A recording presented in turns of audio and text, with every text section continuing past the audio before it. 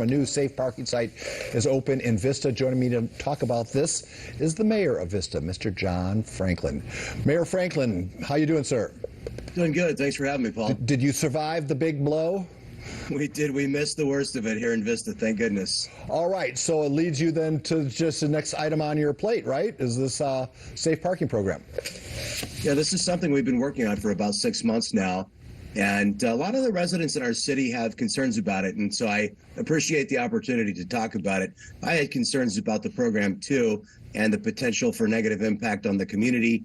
But I took the time to visit several of the sites, including the one in Encinitas that Jewish Family Services is operating. They'll be operating the safe site, the safe parking site for Vista as well. And what really impressed me is that it was clean, it was orderly. Folks were working with their case managers. And out of about 4,000 people who participated in their program, more than a third of them have found permanent housing.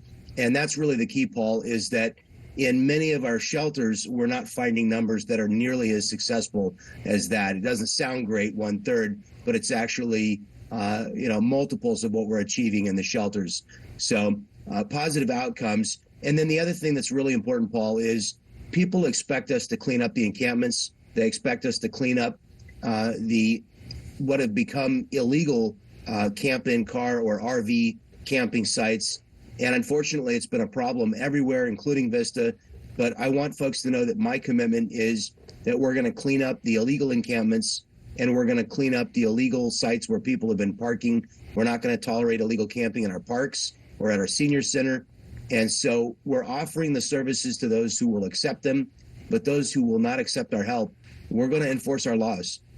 Well, Mayor Franklin, I think that's, if I could speak on behalf of your citizens, of which, I don't get up that way, so I'm just speaking in general terms here. But I think a lot of folks, their beef, I think everyone's sympathetic to those that are down on their luck or in need of medication or treatment of any sort.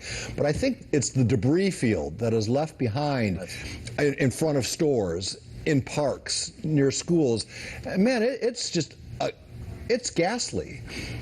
You're right. And I think that is the thing that people want to see addressed. And they're afraid that if you open up this parking program, that the debris field will follow into the parking program.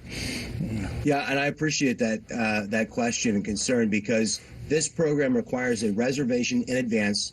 It is only open to those individuals who are sober. Anybody who's found to be using will be exited from the program. There are strict rules. No visitors. Once you're in for the night, you're in. You have to be in your vehicle.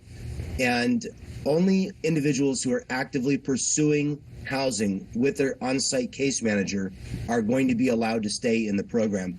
We have on-site security throughout the duration of operational hours, and we have on-site personnel to make sure that the restrooms are clean, that there's no garbage left behind. There won't be any items outside of the vehicle that will be permitted. I've seen the Jewish Family Services operation. It is clean, and it does keep its promise.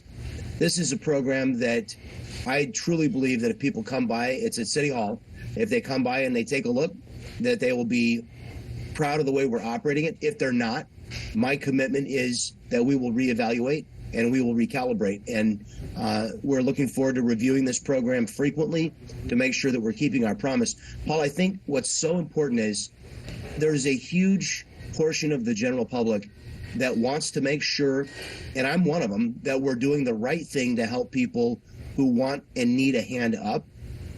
And when they believe that we're doing the right things to help people who are accepting the help and people who are making the right choices, then they will allow us to enforce our laws so that we can clean up the areas that have been denigrated by illegal encampments and illegal parking sites.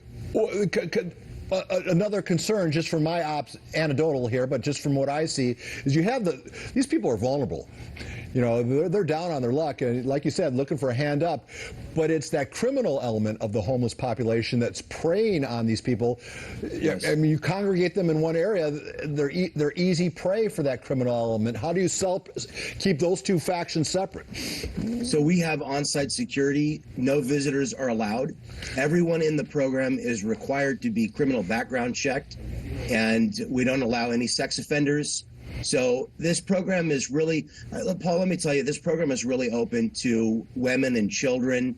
And we've had, especially in Vista, we've had a high incidence of family homelessness. That's one of the problems that we're really struggling with. I got to tell you, Solutions for Change is a great organization here in Vista that serves a lot of families with children. But when they run out of space, they send people to me, and I get phone calls. Sometimes I've had as many as 5 people call me in a week, women telling me that they're living on the street with their children. And it really is heartbreaking. There are 2 groups of people that are out there without shelter. One is the group of people that are down on their luck, and they're willing to follow the instructions that they're given and take the help that's offered. Those people are the people that we all want to help, and because we're able to help them. Right. And then the second group of people are the ones who, because of severe mental illness and substance abuse addiction, which is also a mental disorder, because of those reasons, they refuse the help that we're offering. Those are the ones that are creating the encampments that are strewn with trash. Those are the ones that are really creating a problem. And it's a problem because they won't accept the help.